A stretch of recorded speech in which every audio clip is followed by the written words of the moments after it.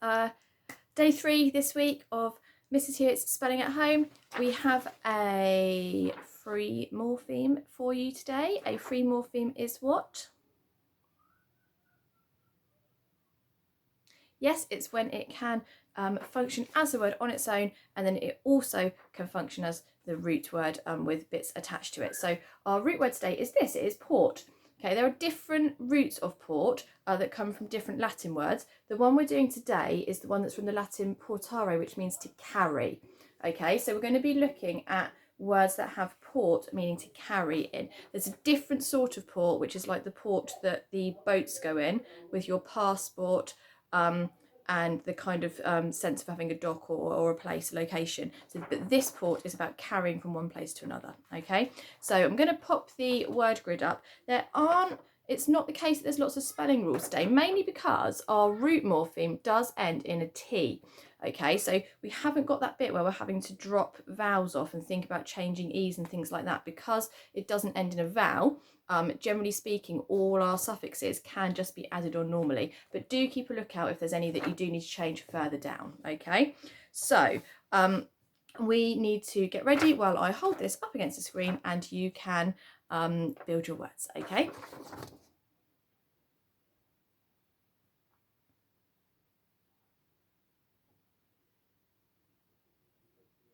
Okay, so I've just noticed I've missed a spelling rule on here, so see if you can spot that in a minute. So the main bit that you need to be thinking about today really is the meanings of these prefixes, okay, because they are going to be really important in contributing to the meaning of the whole word, because we have got lots and lots of different verbs that basically with this port root in, and then these are all our verb endings. So we've got the s and the ing and the ed, and we've also got the able and the edge and the ation. Okay, so let's have a look some of the words. I haven't written all the words down, obviously, because I just picked some, but I have tried to use all the different prefixes so we can talk about the meanings there.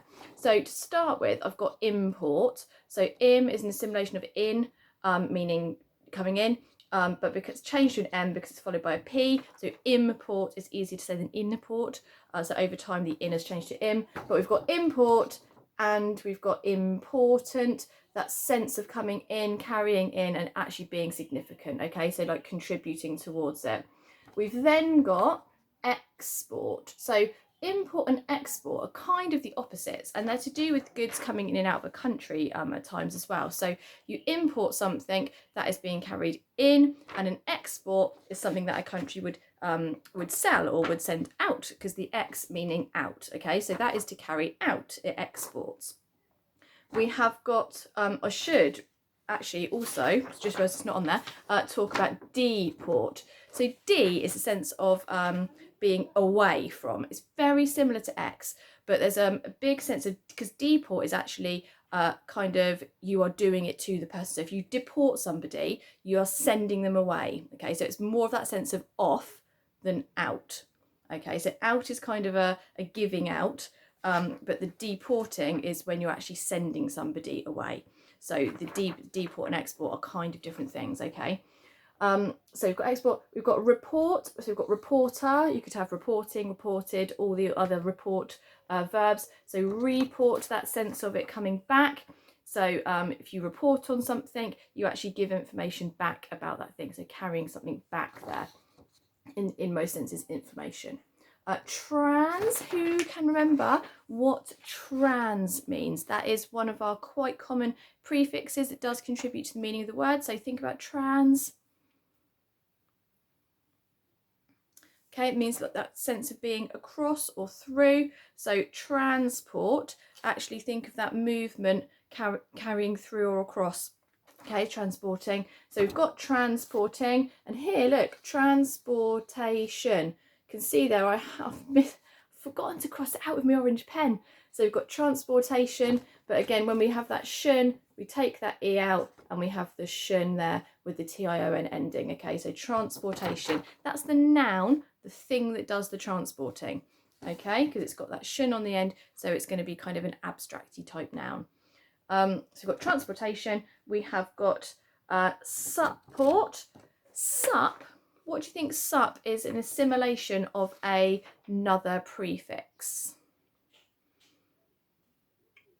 If you said sub, you are correct. So it's because support has over time become support. What does sub mean? Okay, it should mean under. Okay, so under. So if you think of that support, that is from carrying from underneath. If you think about something supporting, it is actually carrying it underneath, isn't it? So we've got support there. And then finally, I've got here a rapport. Okay, rapport is a noun. And that means kind of your relationship with somebody if you've got a good rapport. Rapport actually comes from add pour. So it's ad port. So the re meaning back, the ad meaning to, and then the port meaning carry. So it's to do with that relationship back between people. Okay, so it's a to and fro thing. So back and to combined together get rapport. That's quite interesting. For your purposes of being in Key Stage 2 and the spellings that you need to know how to spell important. Okay, so you definitely need to know that it's an ant.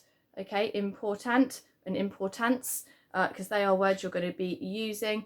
All of the other ones, again, transport, support with 2 P's, all of those words, definitely going to use that word, supporter, things like that. So think about which words you might use in your writing, but important is the word that you have to be getting right. And obviously you can also have importantly there, okay, to make it the adverb, sorry.